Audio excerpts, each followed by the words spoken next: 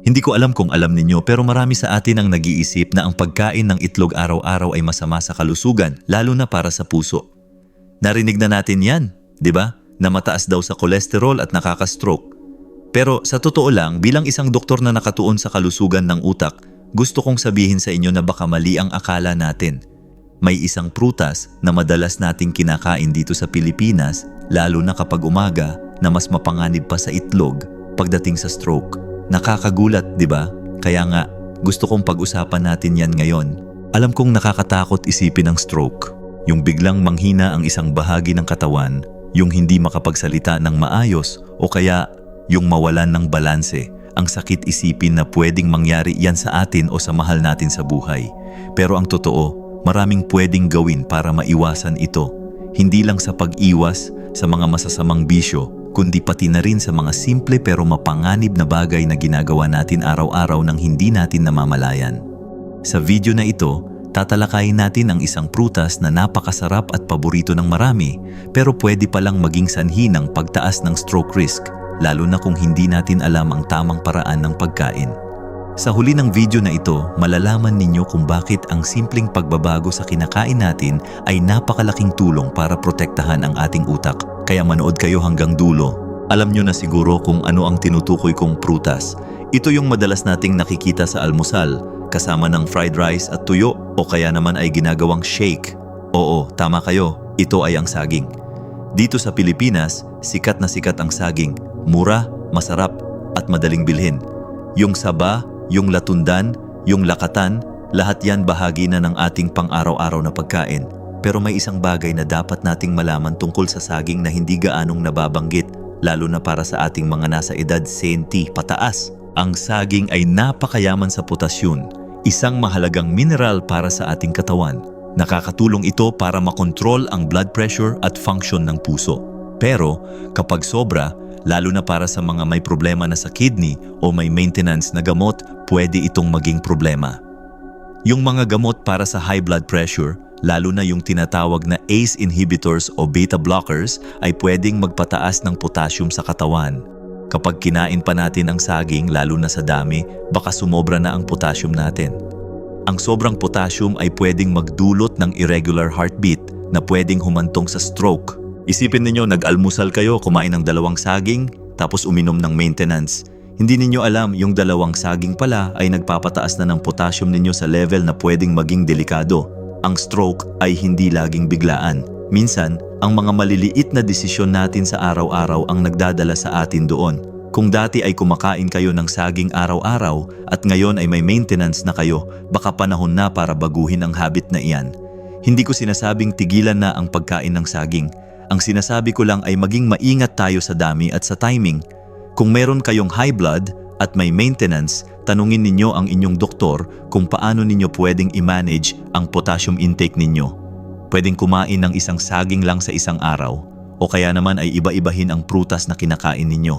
Bukod sa potassium, alam nyo ba na ang saging ay mataas din sa sugar? Kahit natural sugar pa yan, pwede pa ring magpataas ng blood sugar natin. Ang mataas na blood sugar, lalo na kung hindi kontrolado, ay nagdudulot ng damage sa blood vessels natin sa buong katawan, pati na sa utak. Kung damaged ang blood vessels, mas malaki ang tsansa na magkaroon ng stroke. Kaya nga, kung may diabetes kayo o pre-diabetic, mas lalo ninyong dapat bantayan ang dami ng saging na kinakain ninyo. Hindi ibig sabihin ay masama ang saging. Sa katunayan, napakaganda nitong source ng energy at nutrients. Ang problema lang ay kung sobra. Isipin ninyo ang isang matandang lalaki sa probinsya na araw-araw ay kumakain ng 3 saging na saba, tapos nagtatrabaho sa bukid. Sa kanya, okay lang yun kasi nasusunog niya agad ang sugar at potassium. Pero kung kayo ay nasa bahay lang, nanonood ng TV at kumakain ng saging, iba na ang sitwasyon. Kaya nga, kailangan nating maging matalino sa ating mga desisyon sa pagkain. Ngayon, baka iniisip ninyo, ano naman ang pwede kong kainin kung hindi saging? Maraming prutas ang pwede ninyong alternatibo. Pwedeng mag-apple o kaya ay mangga. Basta, ang mahalaga, iba-ibahin ninyo ang kinakain ninyo para hindi sumobra ang isang nutrient. Bukod sa saging, may iba pang mga bagay na dapat nating pagtuunan ng pansin para maiwasan ang stroke. Ang una ay ang pag-inom ng tubig. Simple lang, di ba? Pero marami sa atin ang hindi nakakainom ng sapat na tubig sa isang araw. Ang dehydration, lalo na sa atin na mga nasa edad 60 pataas, ay pwedeng magpabigat sa dugo. Kapag malapot ang dugo, mas mahirap itong dumaloy sa mga ugat, lalo na sa mga maliliit na ugat sa utak. Ito ay pwedeng maging sanhi ng pagbuo ng blood clots, na siyang sanhi ng stroke. Kaya nga, napakahalaga na uminom tayo ng 8 baso ng tubig sa isang araw, lalo na kapag mainit ang panahon. Kung hindi nyo gusto ang plain water, pwede kayong magdagdag ng lemon o cucumber para may lasa. Pangalawa, ang pagtulog. Alam nyo ba na ang kakulangan sa tulog ay nagpapataas ng tsansa na magkaroon ng stroke? Kapag hindi sapat ang tulog natin, tumataas ang stress hormones natin at nagiging unstable ang blood pressure. Ang blood pressure na pabago-bago ay delikado para sa ating mga ugat, lalo na sa utak. Napakahalaga na makakuha tayo ng 7 hanggang 8 oras ng tulog bawat gabi. Kung nahihirapan kayong matulog, subukan ninyo ang ilang simpleng routine bago matulog. Baka pwedeng uminom kayo ng 1 basong gatas o magbasa ng libro. Iwasan ang paggamit ng cellphone o panunood ng TV bago matulog dahil ang liwanag mula sa screen ay nakakaistorbo sa sleep cycle natin. Pangatlo, ang pagkain ng gulay at iba't ibang kulay ng prutas. Ang mga gulay at prutas ay puno ng antioxidants na nakakatulong para labanan ang damage sa ating cells, pati na sa cells sa utak.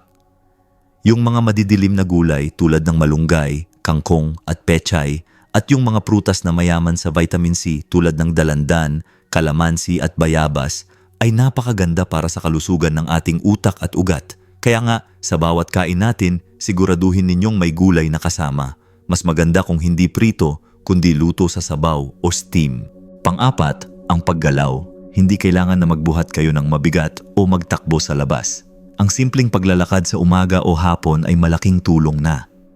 Ang paggalaw ay nakakatulong para dumaloy ang dugo sa buong katawan at nakakababa ng blood pressure. Kung wala kayong lakaran sa labas, pwede kayong mag-exercise sa loob ng bahay. Yung mga simpleng stretching o kaya ay paglalakad-lakad sa paligid ng bahay ay sapat na. Ang mahalaga, huwag nating hayaan na maupo lang tayo buong araw. Ang bawat isa sa mga tip na ito ay malaking tulong para maprotektahan ang ating utak. Hindi lang tungkol sa pag-iwas sa isang prutas, kundi tungkol sa paggawa ng matalinong desisyon sa ating lifestyle. Ang kalusugan ay hindi lang tungkol sa pagpapagaling ng sakit. Ito ay tungkol sa paggawa ng mga hakbang para hindi tayo magkasakit sa unang lugar. Kaya nga tandaan ninyo, ang stroke ay hindi dapat ikatakot kung tayo ay handa. Ang mga simpleng desisyon natin sa araw-araw tulad ng pagkain, pag-inom ng tubig, pagtulog at paggalaw ay malaking tulong para protektahan ang ating utak at katawan. Hindi ko sinasabing tigilan na ang pagkain ng saging. Ang sinasabi ko lang ay maging matalino tayo. Kung may maintenance kayo, lalo na para sa high blood, kumain ng saging sa moderation. Isang saging lang sa isang araw ay sapat na. At kung pwede, mag-iba-iba kayo ng prutas. Huwag nating hayaan na ang takot sa stroke ang magdidikta sa ating buhay. Sa halip, gawin nating inspirasyon ang takot na ito para alagaan ang ating sarili. Ang pagiging malusog ay hindi tungkol sa pagiging perpekto. Ito ay tungkol sa paggawa ng maliliit na pagbabago sa bawat araw. Ang bawat hakbang, gaano man kaliit, ay mahalaga. Tandaan ninyo, hindi pa huli ang lahat para magsimula. Ngayon pa lang, pwede na kayong gumawa ng mga pagbabago para sa mas malusog at mas masayang buhay. Ang kalusugan ay kayamanan at ang kalusugan ng utak ay napakahalaga. Alagaan natin ito para makasama pa natin ang ating mga pamilya at mahal sa buhay sa mahabang panahon. Kung meron kayong mga nais ibahagi tungkol sa inyong karanasan sa pag-aalaga ng kalusugan, lalo na sa pagkain at lifestyle, huwag kayong magatubiling mag-comment sa ibaba. Gusto kong marinig ang inyong mga kwento. At kung nagustuhan ninyo ang video na ito at gusto ninyo pang makarinig ng mga tips para sa kalusugan, mag-subscribe na kayo sa aking channel at i-like ang video na ito. Magkikita tayo ulit sa susunod na video. Mabuhay kayo at mabuhay ang inyong kalusugan.